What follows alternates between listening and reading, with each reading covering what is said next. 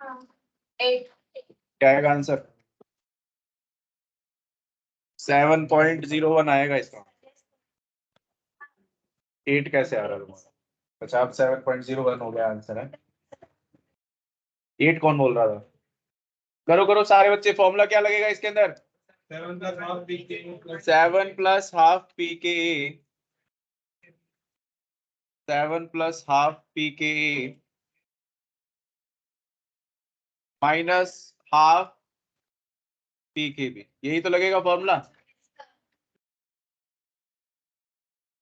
P के दिया हुआ है तुम्हें, पी के बी भी दिया हुआ है। बहुत सिंपल क्वेश्चन पूछा है आपसे।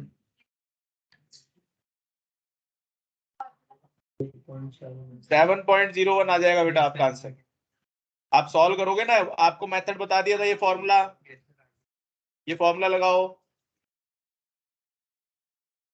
बस प्रैक्टिस करते जाओ, याद करते जाओ इन फॉर्मूलों को।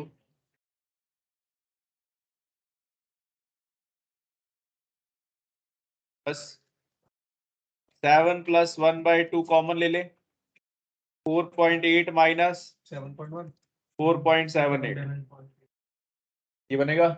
इसको सॉल्व करोगे 0.02 बनेगा, ये उसको 2 से डिवाइड करेंगे 0.01 बनेगा। ये पूरा आंसर मेरा क्या आ जाएगा? 7.0। अब ये कैसे कर रहे हैं? ये अलग तरीके से कर रहे हैं।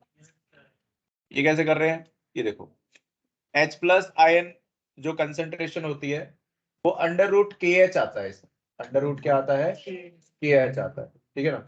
और के एच की वैल्यू इसमें निकलती है, ये आती है 10⁻⁻⁻⁻, ठीक है ना। अपॉन में इन्होंने ले लिया है के बी और यहाँ पे मल्टीप्लाई कर दिया है के। आपको ये इतना सोचने की जरूरत नहीं है इसमें, ठीक है ना। इतना सोचने की ज्यादा जरूरत इसमें आपको नहीं है, ठीक है ना। इन्होंने फॉर्मूला भी सॉल्व अगर करते हैं तो यही आता है कि अपने यही आता है। ठीक सॉल्व किया है ना, ठीक है।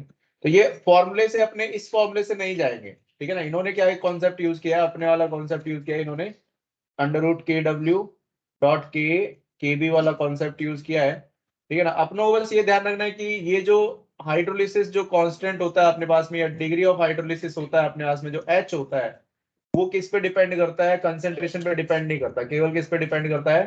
के एच पे डिपेंड करता है। अब जैसे ये वाला क्वेश्चन देखो, which of the following is the most basic in aqueous solution. ये मैं हटा देता हूं एक बार के लिए सारा का सारा मामला, ठीक है ना।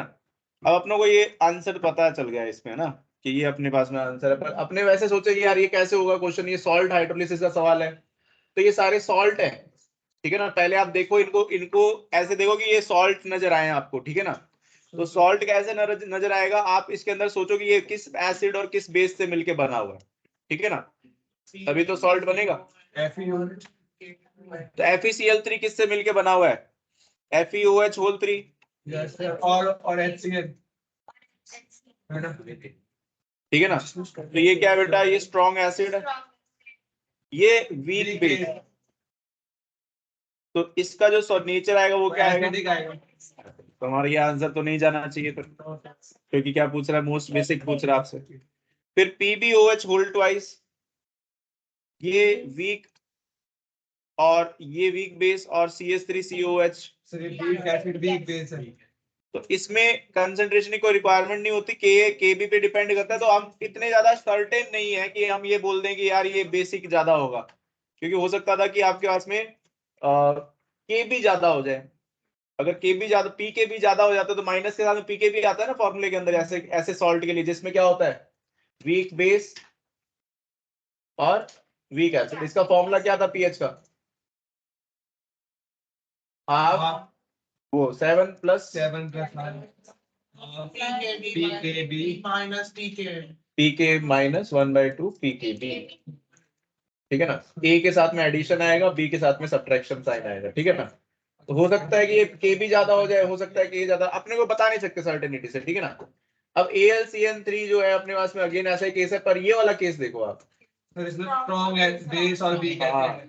तो आप इसमें सर्टेनिटी से बता सकते हैं कि ये क्या बनेगा अपने पास में? एक weak acid plus strong base. Nature इसमें वो आ जाएगा बेसिक। नेचर क्या आ जाएगा? बेसिक। इसमें सर्टेनिटी से बता सकते हो, बोल सकते हैं ना, बाकी में सर्टेनिटी नहीं थी। इतना समझ में आ गया। ये सॉल्ट हाइड्रोलिसिस होता है, आप ध्यान रखें। पॉलीवेलेंट वाले अपने सिलेबस में नहीं आते हैं, ठीक है ना, ये बच्चे अपने नहीं करेंगे इन सब का हाइड्रोलिसिस वगैरह, ठीक है क्या, ये सब हाइड्रोलिसिस अपनों को नहीं करना। अब अपने आए थे बफर सॉल्यूशन पे, जो लास्ट टॉपिक है आयनिक का, किस पे, बफर पे, ठीक है ना, ये सब हम नहीं करेंगे। तो बफर क्या होता है देखो, बफर सॉल्यूशन अपनों ने तीसरा केस पढ़ रहे हैं, तीसरा या चौथा केस पढ़ रहे हैं अपने। पहला केस सॉल्ट का पढ़ा था, उसके बाद में वीक एसिड वीक बेस का पढ़ा था, फिर अपनों ने सॉल्ट वापस से पढ़ा था, फिर अपने इस बफर सॉल्यूशन पे आए, चौथा केस मान लो आप। तो एक ऐसा एक्वा सॉल्यूशन वो क्या करता है, जो रेजिस्ट करे पीएच वैल्यू चेंज को, जब आप उसके अंदर सॉल्यूशन के अंदर क्या डिसॉल्व करें बच्चों, स्मॉल अमाउंट ऑफ एसिड या फिर स्मॉल अमाउंट ऑफ बेस अगर आप उसमें डिसॉल्व कर रहे हैं, तो ऐसा सॉल्यूशन जो पीएच को चेंज करने से रेजिस्ट करे। मतलब क्या होता है कि जैसे इंडस्ट्रीज में बहुत सारे प्रोसेसेस हो रहे होते हैं हमारे पास में, तो वो जो प्रोसेसेस हो रहे होते हैं वो पीएच पे बहुत ज्यादा डिपेंडेंट होते हैं। तो हम ऐसा सॉल्यूशन लेते हैं जो क्या करे, पीएच ज्यादा चेंज ना करे, पीएच उसका क्या रहे, लगभग कांस्टेंट। जैसे बच्चों अपना ये जो ब्लड में जो अपना जो पीएच होता है वो कांस्टेंट होता है। आपको पता है कि पीएच कितना होता है, बेसिक सा होता है कि लगभग कितना होता है, 7 पॉइंट होता है। तो वो जो आपके पास में ब्लड जो है वो भी क्या एक बफर सॉल्यूशन ही है बेसिकली, क्योंकि उसका पीएच ज्यादा चेंज नहीं होता है, वो 7.1 से 7.4 तक ही रहता है लगभग, ठीक है ना। फिर अपने पास में ऐसे बहुत सारी चीजें ऐसी है जो जिसका क्या रहेगा, पीएच जो रहता है वो, अब जैसे मान लो अपना स्टोमक है, तो स्टमक में अपने पास में एसिडिटी रहती है, एसिडिक रहता है थोड़ा सा वो, तो वो पीएच जो है वो भी क्या बफर है, वो भी बफर सॉल्यूशन के कारण ही है। ऐसे इंडस्ट्रीज में भी क्या चाहिए होते हैं अपने को, बफर सॉल्यूशंस चाहिए होते हैं। तो बफर सॉल्यूशंस हम कैसे कैटेगराइज करते हैं उसको देख लेते हैं, ठीक है ना। तो बफर सॉल्यूशन अपने कैटेगराइज करते हैं दो तरीके से। एक हमारे पास में होता है सिंगल सब्सटेंस बफर, अभी आएगा अभी उसमें सिंगल सब्सटेंस बफर, और एक होगा double substance buffer.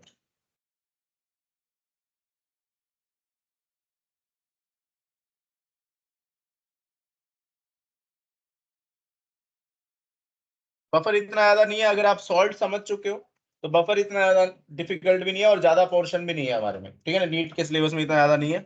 Buffer solution में क्या होता है अपने यहाँ से, सिंपल बफर सॉल्यूशन होता है।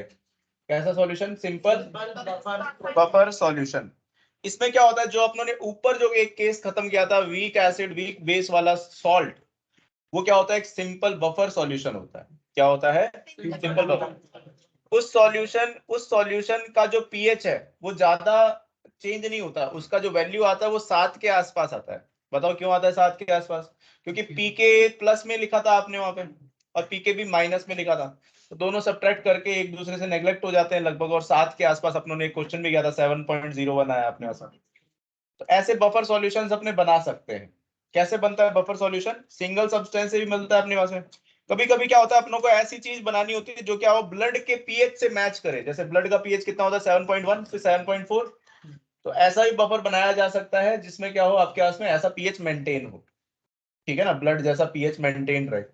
तो करते कैसे हैं, एक तो ये अपने पास में सिंगल सब्सटेंस बफर हो गया। अब बफर का मतलब क्या है, देखो अगर मैं इस सॉल्यूशन को लूं, ये जो ले लिया मैंने, ये एक्वा सॉल्यूशन ले लिया मैंने, अब मैं इसमें क्या कर रहा हूँ, small amount of H plus डाल रहा हूँ। बाहर से मैंने किसी प्रोसेस में आपका कुछ एसिड बनाओ, वो इसके अंदर चला गया, तो अगर H प्लस इसके अंदर चला जाएगा तो ये क्या करेगा, ये CH3CO माइनस जो है, ठीक है ना, ये इस तरह से अपने पास में इक्विलिब्रियम में रहता है। जैसे ही H प्लस जाएगा आपके पास में, वैसे ही क्या होगा, ये OH माइनस क्या होगा, इसको एब्जॉर्ब कर लेगा। OH माइनस के साथ में क्या कर लेगा, ये रिएक्शन कर लेगा। तो ये रिएक्शन जब ये OH माइनस जब खत्म हो जाएगा, तो आपका ये जो इक्विलिब्रियम है ये कहाँ चलने लगेगा, फॉरवर्ड डायरेक्शन में। ये लीच एटलियर प्रिंसिपल में भी पढ़ा था आपने कि अगर मैं प्रोडक्ट की क्वांटिटी को रिमूव करूं इक्विलिब्रियम से, इसको रिमूव करने लग जाऊंगा, तो ये इक्विलिब्रियम कहाँ शिफ्ट होगा, फॉरवर्ड डायरेक्शन में। और फॉरवर्ड डायरेक्शन में और OH माइनस मुझे फिर मिलने लगेगा, है कि नहीं। तो आपने क्या डाला, H प्लस डाला, और ये इक्विलिब्रियम क्या कर रहा है, इस इफेक्ट को नेग्लेक्ट कर रहा है, आगे की तरफ चलने लगेगा ये। तो आपका जो H प्लस से जो पीएच जितना घटना चाहिए था, H प्लस ज्यादा हो जाता है सॉल्यूशन में तो पीएच क्या होता है, उल्टा चलता है, तो घटना चाहिए था। पर क्या होगा, OH माइनस बनने से क्या हो जाएगा, वो जो घटने वाला पार्ट है वो वापस से बढ़ जाएगा, जितना आपने घटाया उतना बढ़ जाएगा। इस तरह से ये क्या होता है, ये कटता है एक दूसरे से। अब जैसे मान लो OH माइनस अगर मैं डालूं इसके अंदर, तो क्या होगा, ये नीचे वाली ये तो पार्टिसिपेट नहीं करेगा, पर ये नीचे वाली रिएक्शन क्या करेगी, इसके साथ में H प्लस रिएक्ट करेगा OH माइनस के साथ में, फिर H प्लस और बनने लग जाएगा अपने पास में। तो ये क्या होगा, OH माइनस जो है वो आपको पता ही नहीं लगेगा कि OH माइनस वहां पे गया है या नहीं गया। तो इस टाइप का बफर सॉल्यूशन होता है। आ रही बात समझ में। हमें बस यही थिंकिंग हमारे दिमाग में होनी चाहिए, बफर सॉल्यूशन एक ऐसा सॉल्यूशन है जो पीएच चेंज को रेजिस्ट करे, ठीक है ना, पीएच में ज्यादा चेंज ना आने दे, ठीक है ना, उसको क्या बोलते हैं। तो एक तो सिंपल बफर होता है, इसी बफर को अपने क्या बोलते हैं, सिंगल सब्सटेंस बफर बोलते हैं। इसका नाम क्या है, सिंगल सब्सटेंस बफर सॉल्यूशन। तो एक सवाल ये भी बन जाता है कि सिंगल सब्सटेंस बफर कौन सा है। तो आपको पहचानना है एक सॉल्ट, सॉल्ट को देखोगे तो पहचानना पड़ेगा आपको कि ये वीक एसिड और वीक बेस से मिलके बना हुआ होगा, वो सिंगल सब्सटेंस बफर होगा। अगर कोई सॉल्ट बना हुआ स्ट्रॉन्ग एसिड वीक बेस से, तो वो क्या होगा, सिंगल सब्सटेंस बफर नहीं होगा। कौन सा सिंगल सब्सटेंस बफर होगा, वीक होने चाहिए दोनों, ठीक है ना, वीक एसिड वीक बेस वाले। मिक्स्ड बफर सॉल्यूशन भी होता है, ऊपर तो सिंपल बफर था, ये क्या होगा अब मिक्स्ड। तो मिक्स्ड में क्या होता है, आपने जैसे एक ले लिया आपने वीक इलेक्ट्रोलाइट, जैसे वीक एसिड या वीक बेस ले लो, आप कोई भी ले लो। जैसे आपने ले लिया बेटा, जैसे H2CO3 ले लिया, मान लो H2CO3 स्ट्रॉन्ग है या वीक है, तो ये H2CO3 वीक है या स्ट्रॉन्ग है बताओ, वीक है। क्या है ये, एसिड है या बेस है, एसिड। तो मैंने वीक एसिड ले लिया, इसका कॉन्जुगेट बेस क्या होगा, HCO3, उसके ऊपर चार्ज भी आएगा, क्या चार्ज आएगा, अगर मैं ये दोनों साथ में ले लेता हूं तो ये क्या होगा, मिक्स्ड सब्सटेंस बफर बन जाएगा। क्या बन जाएगा ये, मिक्स सब्सटेंस। मतलब अगर आप वीक एसिड ले रहे हो तो उसका कॉन्जुगेट साथ में ले लो, अगर आप वीक बेस ले रहे हो तो वीक बेस का कॉन्जुगेट साथ में ले लो। जैसे वीक बेस क्या लिया बेटा आप लोगों ने, जैसे मान लो NH4OH वीक बेस होता है, ये ले लिया, तो ये बेस है, इसका कॉन्जुगेट एसिड पूछे आपसे तो बताओ क्या होगा, NH4, NH4 क्या होगा, NH4+। ये क्या होगा इसका, ये हाँ ये बेस है, और ये क्या है इसका, कॉन्जुगेट एसिड होता है। समझ गए, कॉन्जुगेट एसिड बता दोगे, पेपर में आएगा ही आएगा, पक्का आएगा, लिख के देता हूँ मैं, जो शर्त लगानी तो लगा लो, ये क्वेश्चन नहीं आएगा तो बता देना। कॉन्जुगेट एसिड बेस वाला पेयर पहचानने का एक सवाल आएगा ही आएगा, पहचान लोगे क्या, पक्का, गलत तो नहीं करोगे इस चीज को, बहुत सिंपल होता है, बोनस टाइप का क्वेश्चन होता है। तो इस टाइप की अगर मैं सब्सटेंस लेता हूँ, इस तरह से मैं क्या कर सकता हूँ, एक मिक्स बफर बना सकता हूँ। तो मेरे पास में an aqua solution of comparable amount of a weak electrolyte and its conjugate acts as a buffer solution, इस टाइप से अपने बफर बनाते हैं, ठीक है क्या। तो मेरे को एसिडिक बफर बनाना है और एक क्या बनाना है, बेसिक बफर। दो टाइप के बफर, इनको फर्दर कैटेगराइज कर देते हैं कि मतलब मिक्स्ड बफर जो होते हैं वो दो पार्ट में अपने फर्दर कैटेगराइज कर देते हैं, एक बेसिक बफर और एक क्या होगा, तो एसिडिक बफर में क्या ले रहे होंगे, वीक एसिड ले रहे होंगे और उसका कॉन्जुगेट बेस ले रहे होंगे, और एसिडिक बेसिक बफर में अपने वीक बेस ले रहे होंगे और उसका कॉन्जुगेट एसिड ले रहे होंगे। सारी बात समझ में, जैसे एग्जांपल देखो आप, एसिडिक बफर में क्या लेते हैं, वीक एसिड और उसका कॉन्जुगेट बेस, ठीक है ना। तो ये क्या बन जाएगा अपने पास में, एसिडिक बफर सॉल्यूशन, ABS और BBS, बेसिक बफर सॉल्यूशन। तो एसिडिक बफर सॉल्यूशन पहचान लोगे क्या, वहां पे एसिडिक बफर सॉल्यूशन क्या होगा, पहचान लोगे, ऐसा आएगा तो एसिडिक बफर कौन सा है पहचानो बताओ। तो आपको क्या दिखेगा यार, वीक एसिड दिखना चाहिए और उसका कॉन्जुगेट बेस होना चाहिए साथ में। वो कॉन्जुगेट बेस सॉल्ट की फॉर्म में हो चाहे वैसे ही लिखा हो कोई बात नहीं, आपको सॉल्ट की फॉर्म में देगा तो भी आप कॉन्जुगेट बेस तो पहचान ही लोगे। भाई उसको अगर देखोगे तो आपको सॉल्ट के अंदर जो एनायन होगा वो कहां से आता है, एसिड से ही तो आता है। तो वो क्या हो जाएगा, कॉन्जुगेट बेस हो जाएगा, जो एनायन वाला पार्ट है उस सॉल्ट का। आ रही बात समझ में, ठीक है ना। तो आपने क्या लिया, वीक एसिड और उसका क्या ले लिया, कॉन्जुगेट बेस, तो ये क्या हो गया, एसिडिक बफर हो गया। इतना ही पहचानने को आता है आपने, ठीक है ना। बफर का पीएच कैलकुलेशन का सवाल बहुत रेयरली टू आस्क है, मतलब नहीं पूछा गया, मतलब वीकडे वालों का भी हुआ था नहीं पूछा गया, क्योंकि तुम्हारी किस्मत थोड़ी अच्छी रहती है हर बार, ठीक है ना, तो तुमसे पूछ लिए जाते हैं ऐसे सवाल, है ना। हमारी अच्छी रहती है, तुम्हारी किस्मत बहुत अच्छी है ना, तुमने बहुत पाप किए हैं। हमने हाँ, हमने क्या कर दिया, तो तुम्हारा पेपर इतना अच्छा आता है, तो नंबर तो नहीं आते तुम्हारे। हाँ -14 है, इसी के हैं क्या वो, कह रहा है इजी आता है पेपर तो।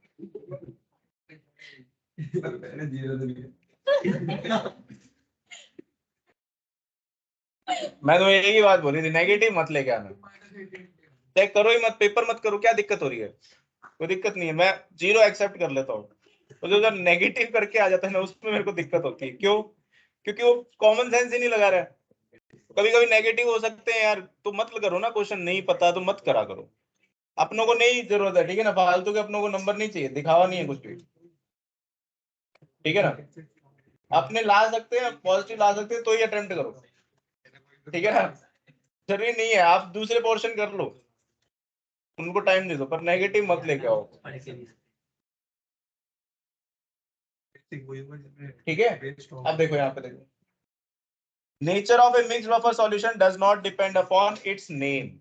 मतलब आपको ऐसा लगेगा कि यार एसिडिक बफर है तो इसका पीएच क्या होना चाहिए, लेस देन 7 होना चाहिए, पर ऐसा नहीं होता है, ठीक है ना, ठीक है ना। तो ये ध्यान क्यों अभी आएगा, ठीक है ना। क्या बोला मैंने कि आप एसिडिक बफर है, इसका मतलब आप सोचोगे कि पीएच क्या होना चाहिए, लेस देन 7, ऐसा नहीं होता है, ठीक है ना। तो जग जाओ अभी, ठीक है ना, जग जाओ, ठीक है ना। कि ये बस नेचर नहीं बताता है, ये क्या बताता है, इसका नाम बताता है। नाम कैसे आया, क्योंकि इसमें वीक एसिड लिया था और उसको कॉन्जुगेट बेस लिया था। ये जरूरी नहीं होता है कि ये क्या है आपके पास में, पीएच क्या है इसका, एसिडिक आए, ठीक है ना। बेसिक इसलिए आ सकता है, स्ट्रॉन्ग बेसिक बेसिक भी आ जाता है, ठीक है ना। जैसे अगर मैं आपको बताऊं कि अगर मैं H2CO3 ले लेता हूं और इसके साथ में HCO3 माइनस ले लेता हूं, तो ये कभी कभी किसी कंसेंट्रेशन पे इनका रेशियो अलग अलग होता है आपके पास में, तो इसको 7.1 पीएच भी देखा गया, 7.1 से 7.4 जो ब्लड का पीएच होता है वो बनाने के लिए आपने एक एसिडिक बफर सॉल्यूशन का यूज किया। एसिडिक बफर सॉल्यूशन का यूज किया, इसका मतलब ये नहीं है कि वो एसिडिक है या वो एसिडिक नेचर बनाना चाह रहा है, नहीं। वो किससे बना है, वो दो सब्सटेंसेस से बना है, जिसमें एक वीक एसिड था और उसका कॉन्जुगेट, ठीक है ना। तो ये ध्यान रखो चीज। अब देखो यहाँ पे ये फाइंड कर रहे हैं, फॉर्मूला आपको डायरेक्ट याद रखना है, डेरिवेशन पे नहीं जाना है, ठीक है ना, डेरिवेशन पे नहीं जाना है। पीएच का फॉर्मूला होता है इसका सीधा, पीएच का फॉर्मूला होता है, देख लो, एसिडिक बफर के लिए ये हेंडरसन इक्वेशन होती है, ये डायरेक्ट दी हुई है हमें एनसीईआरटी में, इसको फॉलो करें। एक्चुअल में ये दिया भी नहीं हुआ एनसीईआरटी में इतना सब, ठीक है ना। ये इक्वेशन आपको ध्यान रखनी है, क्या इक्वेशन है, pKa plus log of acid upon, मतलब conjugate base upon acid consent, direct formula होता है। जैसे वो कॉन्जुगेट एसिड में उसका पीएच जो था वो बेसिक भी आ सकता है, तो बेसिक वाले में भी ऐसा हो सकता है, हाँ एसिड आ सकता हाँ, उसमें भी हो सकता है। है। स्ट्रॉन्ग एसिड यूज करते हैं इसलिए ना, नहीं, स्ट्रॉन्ग एसिड कहीं यूज नहीं करते, वीक ही यूज वीक करते यूज हो है। हैं। इस इक्वेशन को देख लो, ये एसिडिक बफर के लिए है, एसिडिक बफर में वीक एसिड का के दिया होगा, आप पी के निकाल सकते हो उसका, plus log concentration of acid और कॉन्जुगेट बेस, आपको कंसेंट्रेशन उनका रेशियो निकाल लो, कॉन्जुगेट बेस अपॉन एसिड करके उनका रेशियो निकाल लो, लॉग ले लो, आपके पास में पीएच आ जाएगा। अब जैसे मान लो बच्चों, देखो ये क्वेश्चन देखो, इसमें क्या कर रहा है, ये आपको बोल रहा है कि एक सॉल्यूशन लिया भैया आपने, एक सॉल्यूशन लिया आपने, उसमें क्या लिया, वीक बेस ले लिया, ये वीक बेस माना उसने, उसकी कंसेंट्रेशन दे दी कितनी, C1, और साथ में क्या लिया, C2PCl, यानी कि आपने एक सॉल्ट लिया जिसमें इसका क्या है, कॉन्जुगेट एसिड है, क्या है इसका, कॉन्जुगेट एसिड है, और Kb ऑफ BOH आपको दिया हुआ है, ये Kb ऑफ BOH आपको दिया हुआ है, तो अपने इसका फॉर्मूला होता है, डायरेक्ट याद रखो, POH equals to, basic buffer का फॉर्मूला होता है PKB आ जाएगा, यहाँ पे पहले PS था, PKA था, अब क्या है, POH है, और साथ में क्या है, PKB, लॉग में क्या आएगा, कॉन्जुगेशन, कॉन्जुगेशन क्या होता है, कॉन्जुगेट एसिड अपॉन बेस, ये इसका फॉर्मूला होता है, ठीक है। इसको हेंडरसन इक्वेशन बोलते हैं, ये फॉर्मूले याद रख लो, कितने फॉर्मूले हो गए, सॉल्ट वाले याद है आपको, वीक एसिड वाला याद है, याद है क्या, KSP वाला याद है, बस आया नहीं, हो गया आपको, ठीक है। तो ये आपके पास में पीओएच का फॉर्मूला होता है। क्वेश्चन देख लो, देखो क्वेश्चन देखो, क्वेश्चन देखो बच्चों, बहुत सिंपल क्वेश्चन पूछ रहे हैं आपसे, यार डिफिकल्ट नहीं पूछते हम, बहुत सिंपल सिंपल पूछते हैं आपसे। आप ये क्वेश्चन ट्राई करो खुद से ना, बैठो मत।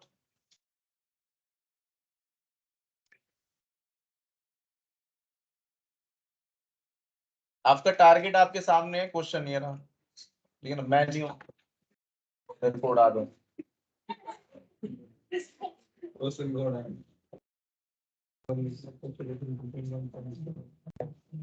आज वो नहीं आया यार, पीछे बैठता ना सानी, और वो एक और तो ये था पीछे, मौर्या, मयूर, मयूर।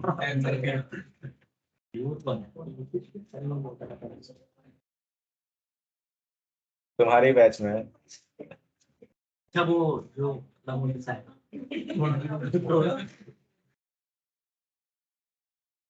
थोड़ा है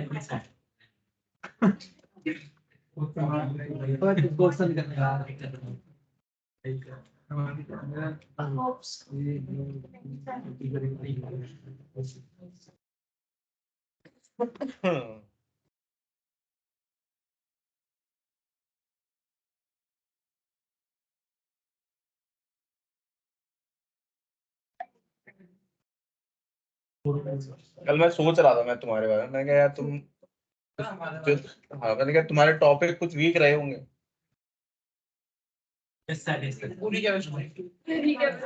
ये भी मैं सोच रहा था कि मेरे ऐसा जवाब भी आएगा। मैं पूरा बोलने पहले मैं खत्म कर देता हूँ पहले ना, कुछ एक आधा टॉपिक तुम बता दो मेरे को जो तुम पढ़ना चाहते हो दोबारा से। एक टॉपिक बताओ, एक टॉपिक आपस में बात करके, आपस में बात करके, आपस में बात करके ना, बाद में ना क्या।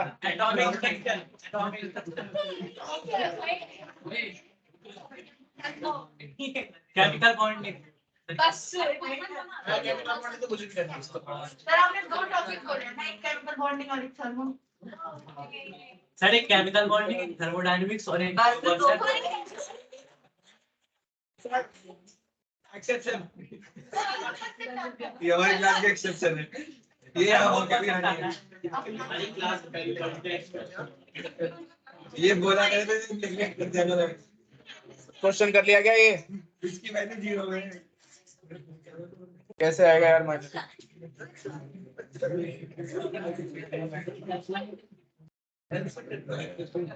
अरे करो, सॉल्व करो। Big base.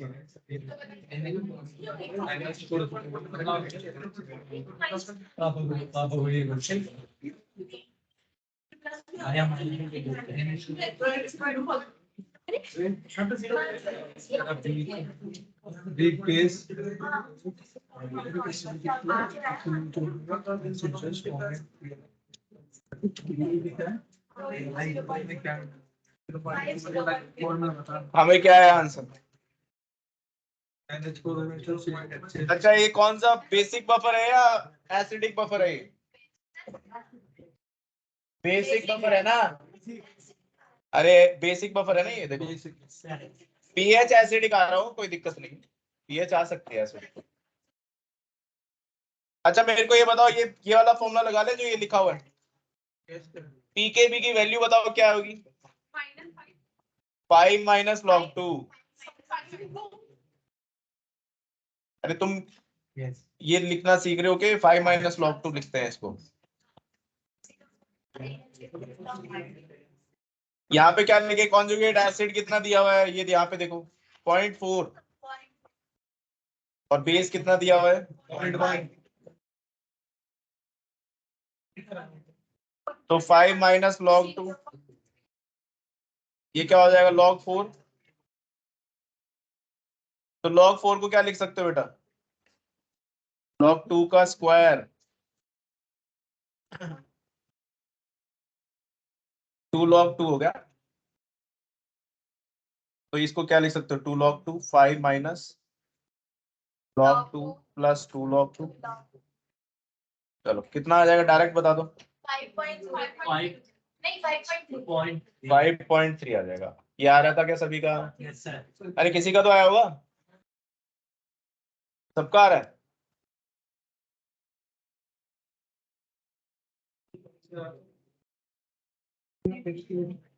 बहुत बढ़िया।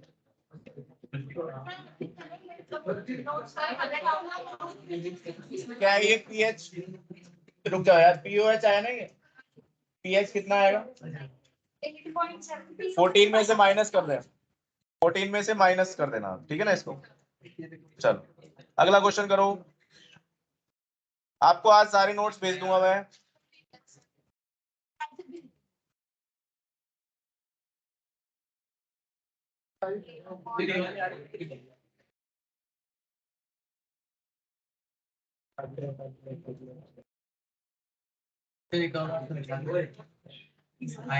एक और बार समझाऊं,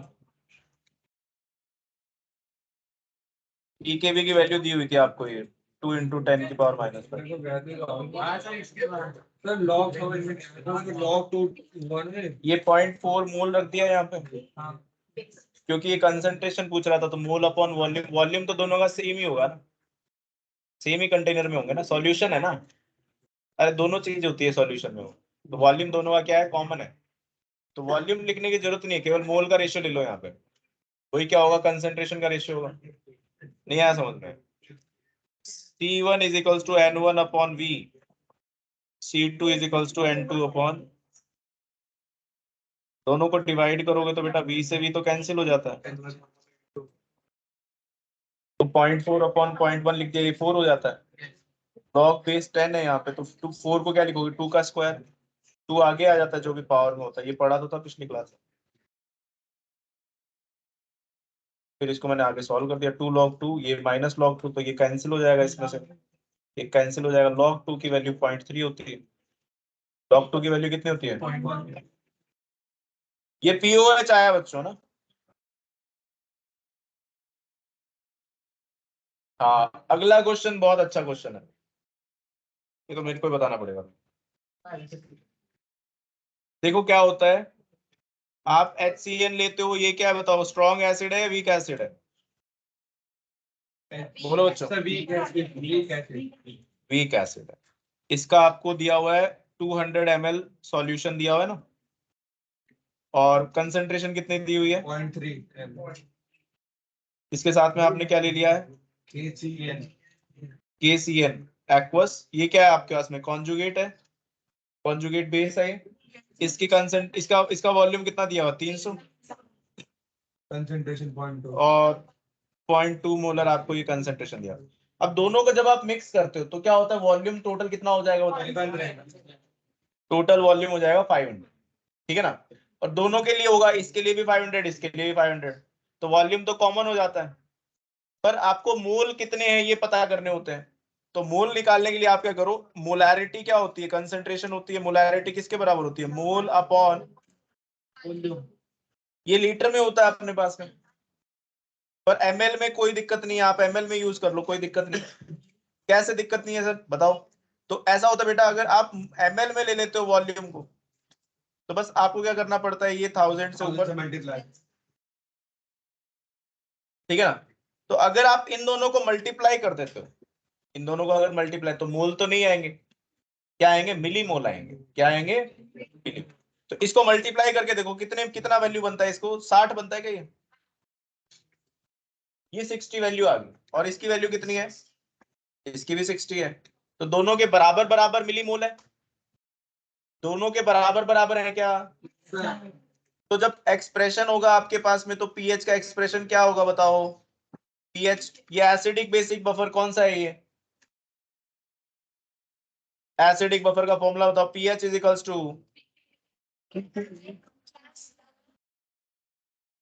conjugate upon acid, conjugate base upon acid. ऊपर क्या होता है कॉन्जुगेट, नीचे क्या होता है। अब बेटा दोनों की कंसंट्रेशन निकालनी, मोल का रेशियो लोगे, मोल दोनों के क्या है 60-60, तो ये तो हटा दो आप, ये तो क्या हो जाएगा 60, और ये क्या हो जाएगा 60, कंसंट्रेशन दोनों की क्या हो जाएगी बेटा, बराबर हो जाएगी, क्या हो जाएगी, क्या ये कैंसिल हो जाएगा, क्या तो कैंसिल हो जाएगा, तो पीएच क्या आ जाएगा, पीके के बराबर आ जाएगा क्या। पर पीके तो हमें दिया ही नहीं, हमें क्या दिया हुआ क्वेश्चन के अंदर, केबी, कॉन्जुगेट बेस का केबी दिया हुआ है, तो पीके प्लस पीकेबी कितना होता है, 14 होता है, कितना होता है 14। या फिर आप याद करो, मैंने आपको बताया था के इंटू केबी की वैल्यू क्या होती है, के इंटू केबी की वैल्यू क्या होती है, 10 की पावर -14 के बराबर होती है। ऐसा मैंने कहीं पे बोला था क्या? Yes sir. ये बेटा ये अगर के स्ट्रॉन्ग वीक एसिड का के है तो ये के बी क्या होता है? कॉन्जुगेट बेस का आपका के बी होता है ना। तो ये अपने पास में क्या दिया हुआ? के बी दिया हुआ, तो मैं इसको यूज करके के निकाल सकता हूँ क्या? के निकल जाएगा तो पी के आ जाएगा आपके पास में। तो करो इसको सॉल्व करो, पहले के निकालो, पहले के निकालो। ये रहा एक्सप्रेशन। हाँ तुम्हें बोल रहा हूँ श्रेयांशी है। हाँ तो फिर पी के का वैल्यू क्या होगा? 9 होगा। तो आंसर क्या हो जाएगा? 9 हो जाएगा। ये देखो ठीक है क्या? अरे समझ में आ गया क्या? तो क्या दिया हुआ है ये आपको देखना है, आंखें दी है ना सबको। के नहीं दिया ना यहाँ पे, क्या दिया हुआ है? के भी। कभी कभी क्या होता है बटन होते हैं कईयों के, वो फॉर्मूला तो ये लगा रहे होते हैं और यहाँ पे के बी को के ले लेते हैं और सीधा ये यूं कर देते हैं 5, तो वो कट जाते हैं फिर नंबर उनके, फिर बोलते हैं ओ शिट। वो पेपर जब बाद में वापस करते हैं फिर ऐसे करते हैं।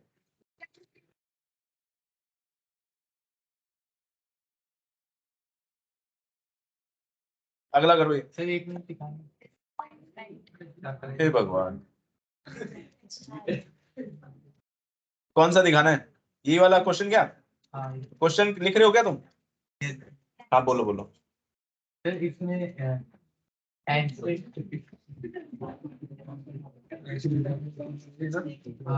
सर ये पूछ रहा है सर इसमें ये एसिड एक बार मरेगा। एसिडिक बफर ऐसे पता चला बेटा, वीक एसिड ले लिया और उसका कॉन्जुगेट सॉल्ट ले लिया कॉन्जुगेट बेस के साथ। हाँ बेटा बोलो क्या?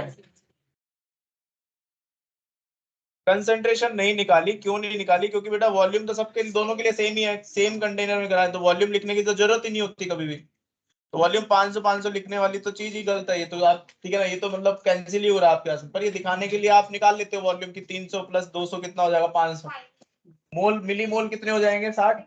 अगर ऊपर मिली मोल है तो नीचे ml लोगे तो वो भी कंसंट्रेशन ही होता है। अगर ऊपर ml, ऊपर क्या हो? मिली मोल हो, नीचे क्या हो? मिलीलीटर हो, तो वो भी क्या होती है? मोलैरिटी होती है। ऊपर मोल हो नीचे लीटर हो, वो भी क्या होती है? मोलैरिटी होती है। तो आप यहाँ पे कंसंट्रेशन निकालना जरूरी नहीं समझते। क्यों नहीं समझते? क्योंकि बेटा वो 500 तो कैंसिल होने वाला है ना, वो तो वॉल्यूम तो कैंसिल हो जाएगा। तो बेसिकली जो कंसंट्रेशन लिखा हुआ है ना उसके साथ में ऐसे लिख लेना स्माइली बना के ना। ये तो बेवकूफ बना रहे हैं, ऐसे लिख लेना यहाँ पे कि मैं मोल भी ले सकता हूँ हमेशा, ठीक है क्या? मोल भी ले सकते हैं। सारी बात समझ में है? बोलो। चलो अगला क्वेश्चन करो ये।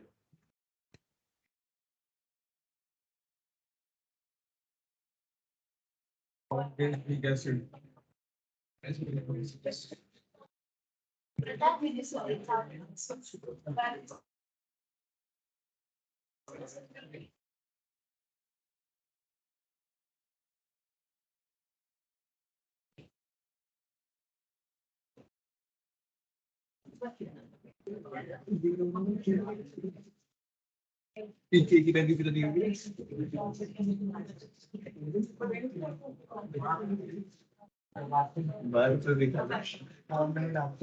ये लास्ट क्वेश्चन कर रहे हैं अपने इसका बफर का। बफर ज्यादा नहीं पूछा जाएगा, ठीक है ना। ये हमारा इक्विलिब्रियम खत्म हो गया है, ठीक है। ये बहुत बड़ा टॉपिक था।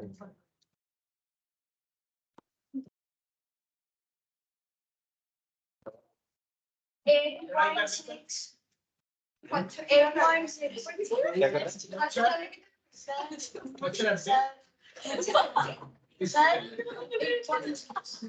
आगे बेटा आंसर इसका। अरे देखो क्वेश्चन लिखो यार, क्वेश्चन कर लो ये।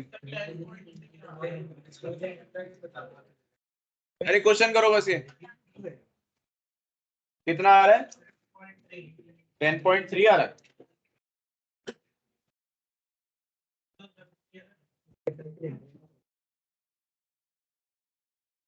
इसके आ रहे 8 मिलीमोल। 8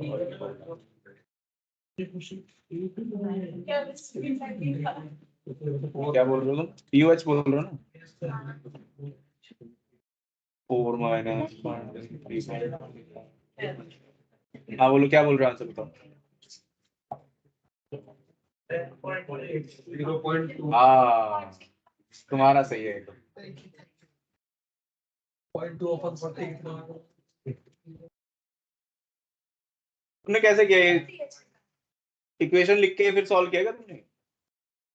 इस हाँ लिखनी पड़ेगी। KOH ये अब आपको क्या दिया हुआ है? ये तो बेटा स्ट्रॉन्ग बेस दिया हुआ है। और HCOH क्या होता है? Weak acid. तो अभी पहले इनकी रिएक्शन तो होगी। अभी ये क्या है? एसिड, ये बेस। ये कितना हो गया इसका? 40 इंटू 0.2 करो, कितना होता है? 8। तो 8 मिलीमोल इसके मोल रख दिए मैंने 8। इसको बताओ 60 इंटू ये 160 इंटू 0.160। तो इसकी अमाउंट डबल दिख रही है ना आप लोग? अब इससे बनेगा बेटा सॉल्ट।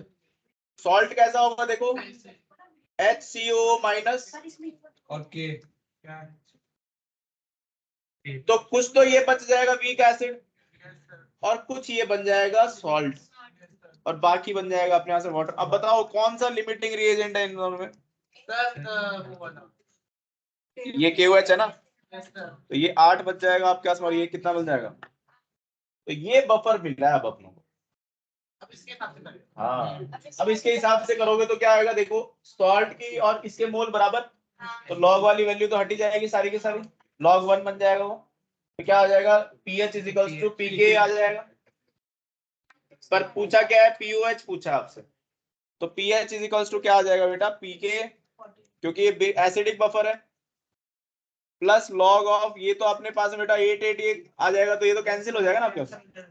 pK की वैल्यू निकालो यहाँ पे, तो 4 माइनस log 2, तो ये कितना हो जाएगा आपके पास में? 3.7। और POH कितना हो जाएगा? 14 माइनस 3.7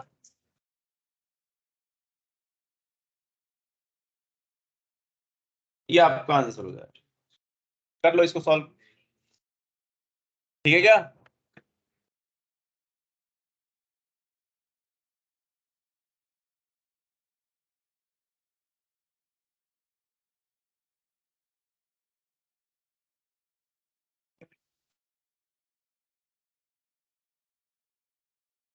अगला क्वेश्चन करोगे?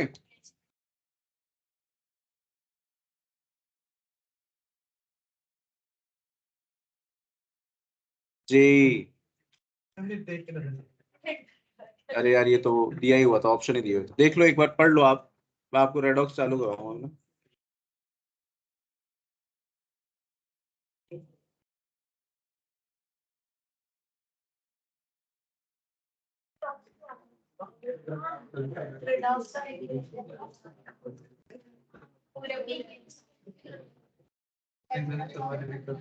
इजी था यार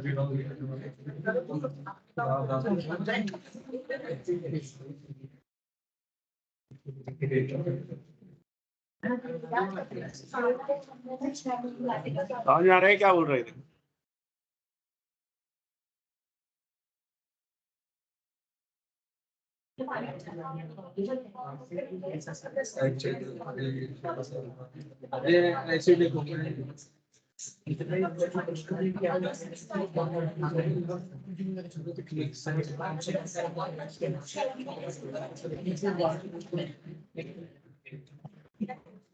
चलो रेडॉक्स चालू कर रहे हैं। समझ में आ गया क्या ये क्वेश्चन?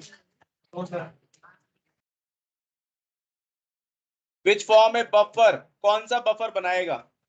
तो आपके पास में देखो क्या है, एक स्ट्रॉन्ग एसिड दिया हुआ है। क्या दिया हुआ है? ये स्ट्रॉन्ग एसिड। और उसका क्या दिया हुआ है? देखो यहाँ पे क्या दिया हुआ है? एक वीक एसिड का क्या दिया हुआ है? कॉन्जुगेट। ये क्या हो जाएगा? बेसिक हो जाएगा आपके पास में, क्योंकि ये क्या है आपके पास में?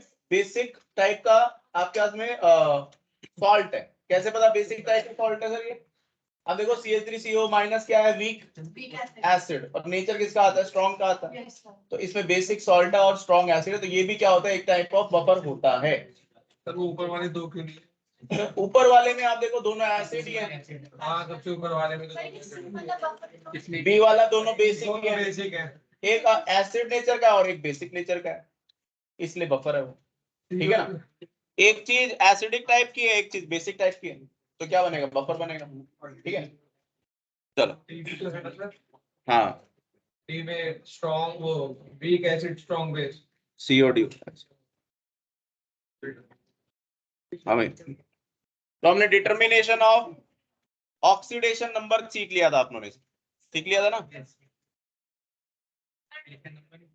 उन्होंने ये बोला था कि कोई भी एटम्स होते हैं उनके सबका ऑक्सीडेशन नंबर का सम क्या होता है, 0 होता है, ऐसा बोला था आप लोगों ने।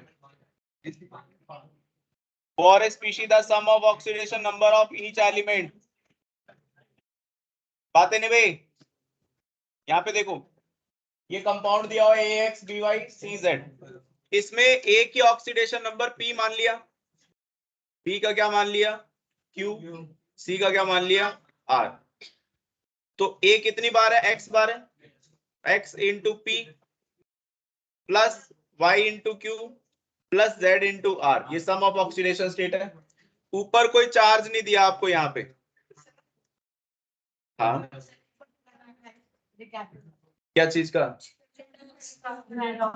तुमने क्लास क्यों नहीं अटेंड करी थी, क्यों कर दूं रिकॉर्ड, बताओ पहले क्या काम आ गया था, डांस क्लास है मेरी।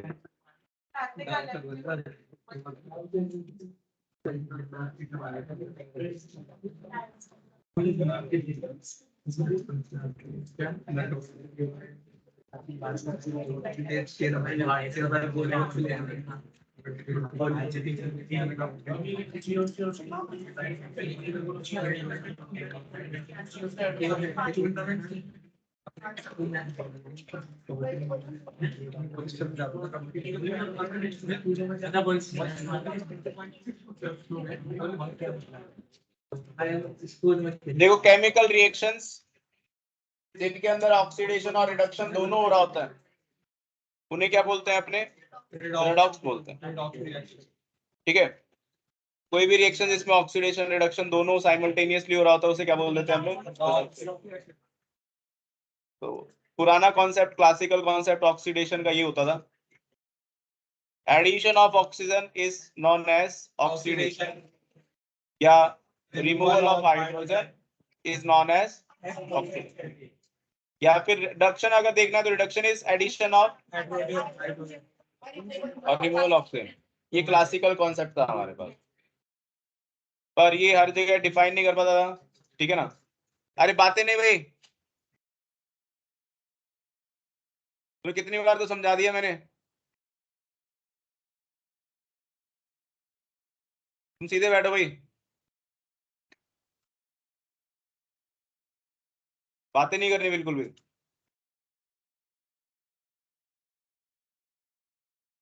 ऑक्सीडेशन का मतलब क्या होता है, ऑक्सीडेशन का मतलब रिमूवल ऑफ इलेक्ट्रॉन, ठीक है ना, या फिर अपने पास में रिडक्शन का मतलब होता है एडिशन ऑफ इलेक्ट्रॉन, ठीक है ना। तो एडिशन ऑफ इलेक्ट्रॉन अगर आप कर रहे हो तो एडिशन ऑफ इलेक्ट्रो पॉजिटिव लिखा हुआ है, एडिशन ऑफ इलेक्ट्रॉन, ठीक है ना, इलेक्ट्रॉन से भी अपने डिफाइन करेंगे। जैसे आपने क्या किया, एडिशन ऑफ इलेक्ट्रॉन किया है, गेन ऑफ इलेक्ट्रॉन किया किसी ने स्पीशीज ने, जैसे आपके पास में क्या होती है कुछ पॉजिटिव ऑक्सीडेशन स्टेट, जैसे M+2 पे ये अगर इलेक्ट्रॉन गेन कर लेगा तो ये क्या हो जाएगा, इसका रिडक्शन हो जाएगा। इसमें रिडक्शन क्यों हो रहा है, कैसे पता चल रहा है, इसमें आप ऑक्सीडेशन नंबर की हेल्प से भी यूज ले सकते हो। ऑक्सीडेशन नंबर पहले +2 था, जो चार्ज दिया हो वो ऑक्सीडेशन नंबर होता है, और यहाँ पे +1 में चला गया तो ये क्या हो गया, रिडक्शन हो गया। यहाँ पे अपने पास में जैसे मान लो कोई M मेटल होता है, आयनाइजेशन करते हो, आपने पढ़ा होगा पीरियोडिक टेबल के अंदर, यहाँ पे M+ में चला जाता है, इलेक्ट्रॉन का क्या हुआ, रिमूवल हुआ है, तो लॉस ऑफ इलेक्ट्रॉन भी बोलते हैं इसको। तो लॉस ऑफ इलेक्ट्रॉन से क्या होता है, ये 0 ऑक्सीडेशन स्टेट पे होता है, ये +1 पे चला जाता है, इसको क्या बोल देते हैं अपने, ऑक्सीडेशन बोल देते हैं। फिर जैसे ये जिंक की रिएक्शन हो रही है कॉपर से, Zn+2 और कॉपर बन रहा है, तो आप देखो Zn से Zn+2 जा रहा है, तो ये क्या हो रहा है, गेन ऑफ ऑक्सीडेशन नंबर हो रहा है, 0 से +2 पे जा रहा है आपके पास में, तो इसको बोलते हैं ऑक्सीडेशन। और ये क्या हो रहा है, रिडक्शन हो रहा है, क्योंकि ये क्या हो रहा है, +2 से 0 पे जा रहा है, इसका मतलब क्या हो रहा है, ये रिडक्शन हो रहा है। ठीक है ना, इस टाइप से आप ऑक्सीडेशन और रिडक्शन को आप डिफाइन करते हो। ठीक है, अब इसमें हमें ऑक्सीडेशन नंबर ध्यान रखना पड़ता है, उसके कुछ रूल्स होते हैं, वो रूल्स आपको ध्यान होने चाहिए। ठीक है ना, रूल्स क्या होते हैं वो देख लो आप। रूल्स ही मैं आपको बता रहा था सबसे पहले। ठीक है ना,